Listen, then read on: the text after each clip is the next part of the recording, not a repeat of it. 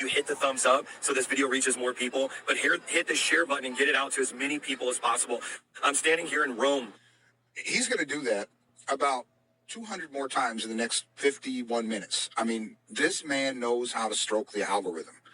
Most of the time, I'm not even saying that on here. This guy knows how to stroke the algorithm. He knows how to build an audience or get subscribers. I got to hand it to him, but this is not qualifications for being an apostle.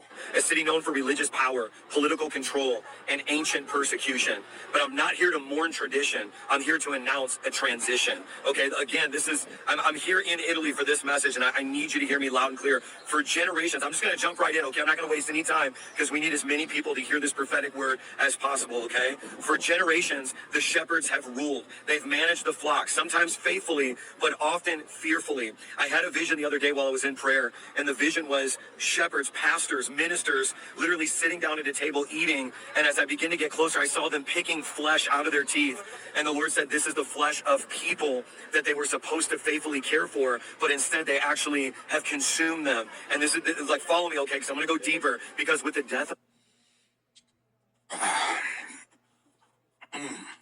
Wow. He had a dream of shepherds feeding on the flock rather than feeding the flock. This is like a prophetic word to himself. This is like your conscience, Mike. This is your conscience. Oh. This is your conscience, Mike.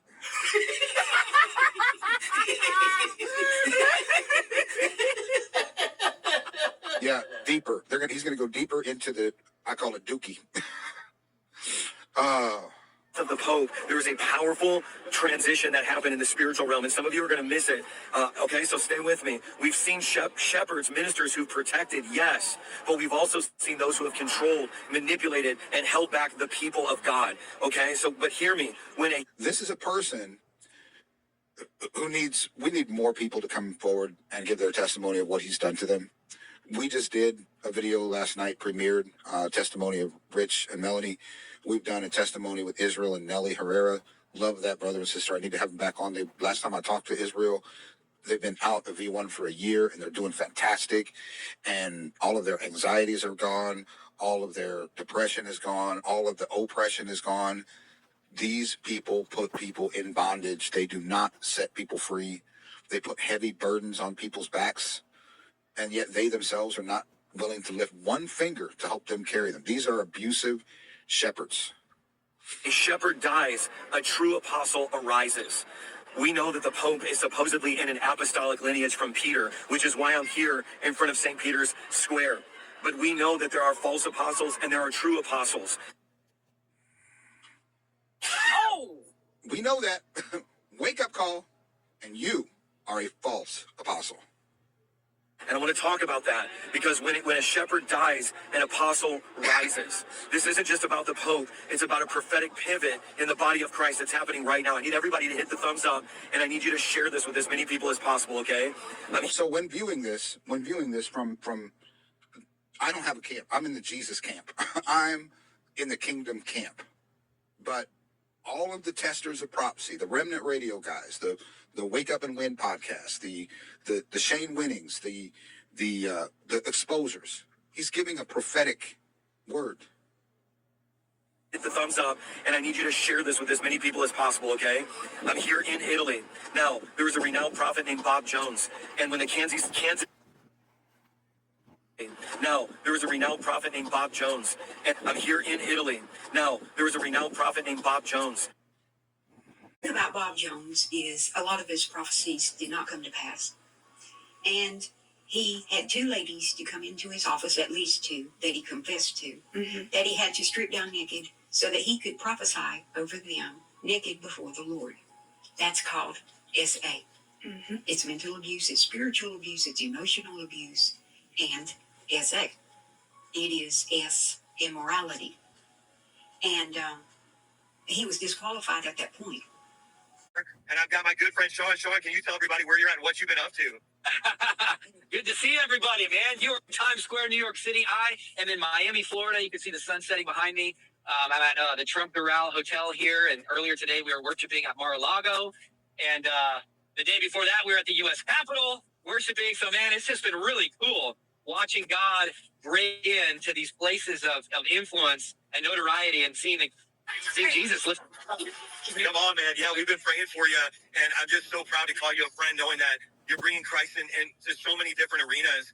And so, Shawn, I think we've had people on the edge of their seat for the last couple of days. Should we just go ahead and tell them what's getting ready to happen? Pastor and a hero in the faith, Pastor Bill Johnson. What a privilege to have you. Thank you for joining us. Thanks, Shawn. It's Financial exploitation. Let me tell you about Shawn Feucht. He's from Redding, California. Welcome to the 700 Club. I think I was leading worship when that happened. You were leading worship. That's good. Spiritual manipulation. My hero, my friend, the legend, Mike Bickle. We're here at the House of Prayer. Please give a big welcome to Shawn Feucht. One particular moment remains seared in my memory. After a Sunday service in Salt Lake City where Shawn had been invited to lead worship, he was dissatisfied with the offering he received. He confronted the pastor, demanded more, and left in outrage after learning there wasn't any more. That pastor vowed never to invite him back. Shawn considered it persecution. We saw it for what it was, arrogance. Shawn Feucht joins us now. Hey, Shawn, so good to see you again. Hey, I have the great honor and privilege of being with a great friend and hero, Mike Bickle. He has surrounded himself with enablers and silenced dissenters. He mocks journalists, vilifies critics, and frames all opposition as persecution. This is not the behavior of a humble servant of Christ. This is the behavior of a man building his kingdom. He founded the Let Us Worship movement, a series of outdoor concerts during summer 2020. Now he's launching a new tour, kicking off in Miami on New Year's Eve. Musician and pastor Shawn Feucht joins me now. Shawn Feucht is a mediocre musician who markets his concerts as revivals. Instead of simply selling tickets to his concerts, he appeals for seed donations in order to open the windows of heaven. There is little difference between Shawn Feucht and Benny Hinn. Thank you, Shawn, for what God is doing through you. Lord, I pray for Shawn that he will be blessed beyond words. He'll bless his ministry in this country. There are New Apostolic Reformation grifters like Todd White, Sean Boltz, and Shawn Feucht, and there are Word of Faith grifters like Kenneth Copeland, Benny Hinn, and Jesse Duplantis. They are all highly skilled manipulators who twist the Bible in order to gain power and wealth for themselves.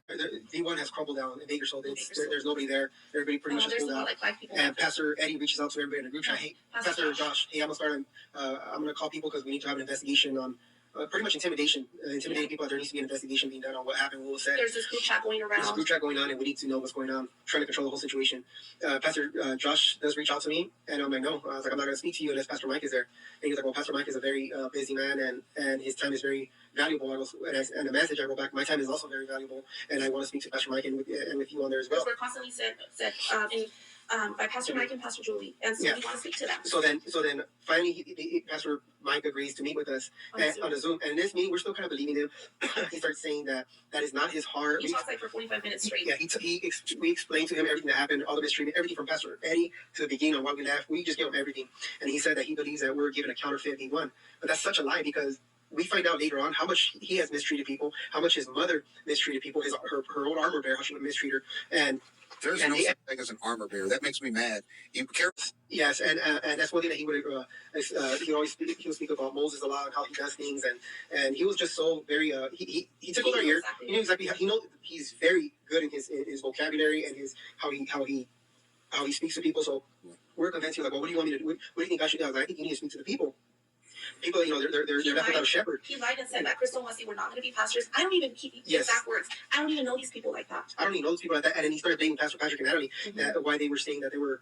He goes like, it's their, they shouldn't be saying who's going to be pastors of V1 because they have no authority in that. Which we have messages that he had already made them pastors. Probably a week before that. A week before that, he had already introduced Crystal and Wesley as pastors of V1 Bakersfield in a pastor's chat, which we have that. But he lied to us. He lied to us. We have it in recording, so that's why I said, Pastor Mike, you're a liar. You lied. You lied to us in our face, and you also lied to our people of Bakersfield in our house. So the people of Bakersfield that trusted him, that and people still continue to believe your lies, and that's so sad. And I pray that you repent.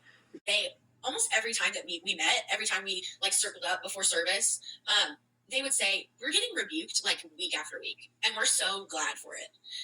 And these people who were leading V1 Church made every single sacrifice that they were asked to make. They were not receiving financial help from V1 New York. They were not receiving any support. It was put to them as, if you want this campus to be, then you're going to have to be the one to financially support and supply what it is. And God, or maybe it wasn't God, I don't know, but every door that they prayed to be open was open in a way that really was miraculous, and they were doing absolutely every single thing that was being asked of them. And when it came to the collapse of V1 Bakersfield, those two people were the first people to go. V1 would not admit that they're like trying to get a campus in LA. They would not admit that they're trying to get somewhere wealthy.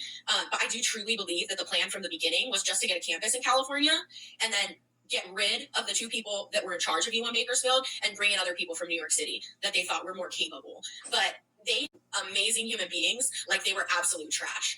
And once my eyes were open to what was really happening, I couldn't unsee it, and my heart couldn't unbreak for the people that were there.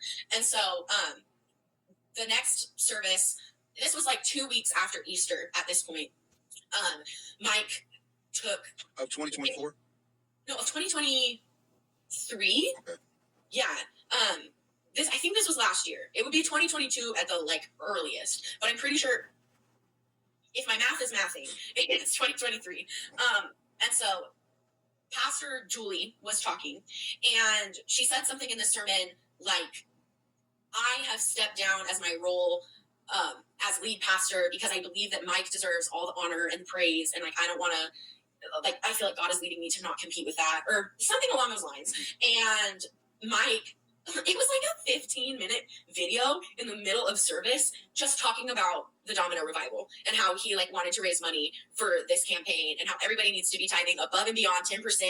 And this church is not an unwealthy church. So I don't know where that money is going. If everybody at the church is tithing up like above and beyond 10%, and he has this YouTube ministry that is very successful, and it's like thing after thing after thing, where is the money in your church actually going? Where you decided to... Oh, okay. So at the women's conference, I started to feel really anxious, and I confided on one of the girls who was on the prayer team. I would say like she kind of was like a leader at that time.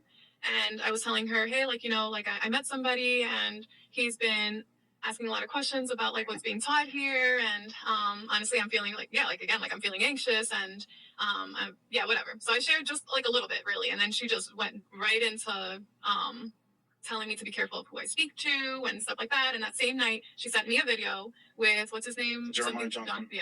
Jeremiah Johnson and Mike Signorelli saying that basically the same thing that she was telling me, you have to be very careful of who you speak to, that there's a spirit of deception, and be careful that you don't fall into a web of lies and the enemy, you know, yeah. It was about cults. They were talking about they're talking about cults, and they're saying they were talking about cults, yeah. And that's when I'm like, wow, like, well, this kind of sounds like a cult now. Like, it's so crazy. I actually served there. I served kids ministry there. And that's another thing. I don't think I was saved at a period of time where I was serving kids. And there was a time where I also was leading kids ministry in a new campus. And yeah, that's another thing too that I had a problem with.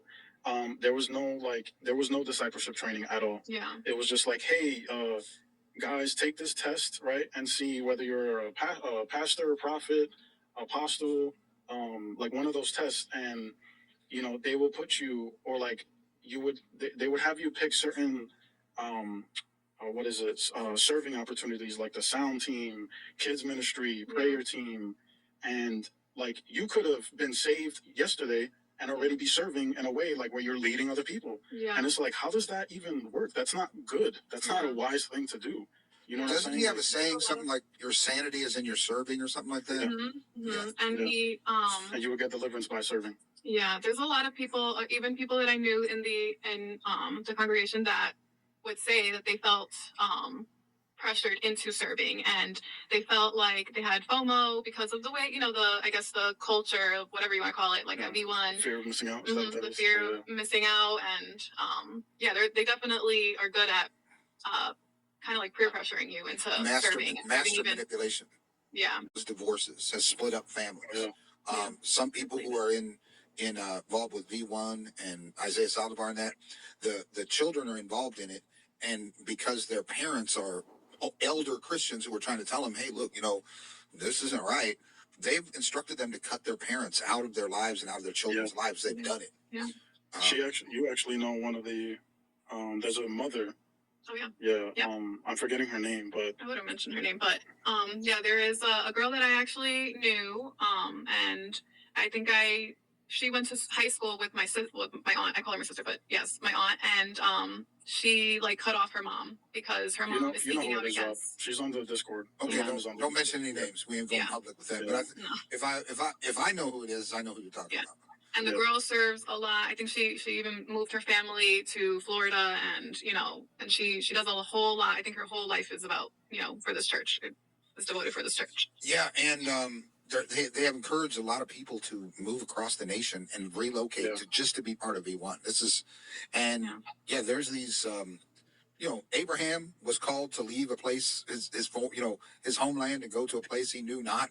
But for the most part, that's cultish, and it also serves because when that person comes there, they don't have any context, they don't have any support. It further isolates them only to be embedded in that cult. Yeah. Wow. I have something that I do want to share that can show you how how damaging or how discouraging what is being taught or said from churches like these. So I had breast cancer, was diagnosed with breast cancer, and one of the pastors from V1 told me that I had breast cancer because of unforgiveness for my mom. During the whole beginning, it was the very beginning of my journey with cancer, and that's what I was told. And to be honest, I believed it. At that time, I believed it. I thought that I did something wrong, and of course, it was really hard for me. It was really hard. Yeah, it's really bad. I remember she even had a book that I was looking at.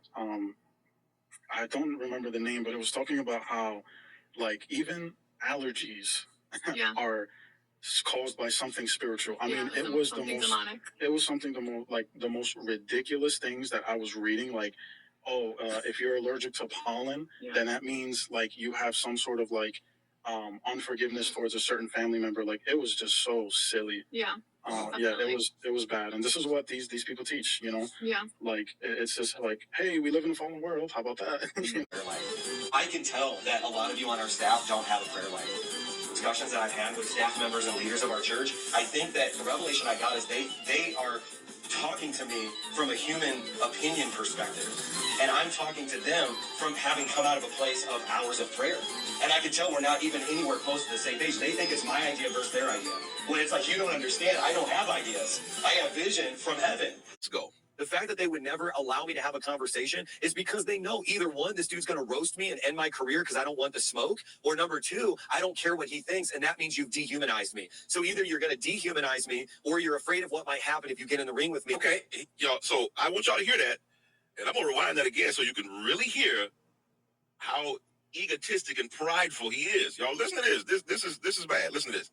The fact that they would never allow me to have a conversation is because they know either one, this dude's going to roast me and end my career. Listen, roasting, Mike, you're not about that life. So just stop. So we went and looked back through some of your content, a lot of your content. You're not a roast. I don't know why you're saying that. You're not for the streets like that. So quit saying that. Because I don't. Mike was saying that he doesn't care about really anyone else's opinion. We're just so loose about it. We're just, oh yeah, what's your opinion about Mike Signorelli? What's your opinion about Isaiah Salazar? What do you think about? No, who cares about your opinion? And I also pointed out in the last video that this is circular reasoning. Mike's opinion is that your opinion doesn't matter. But I think we're going to see a real theme here. We need to have a Davidic moment in the body of Christ today, and we need to say, I'm sorry for thinking my opinion mattered. Once again, Mike just doesn't care about your opinion. You need to repent. In fact, if you thought your opinion mattered, conversation is because they know either one, this dude's going to roast me and end my career because I don't want the smoke, or number two, I don't care what he thinks, and that means you've dehumanized me. So either you're going to dehumanize me, or you're afraid of what might happen if you get in the ring with me. Okay, y'all, so I want y'all to hear that, and I'm going to rewind that again so you can really hear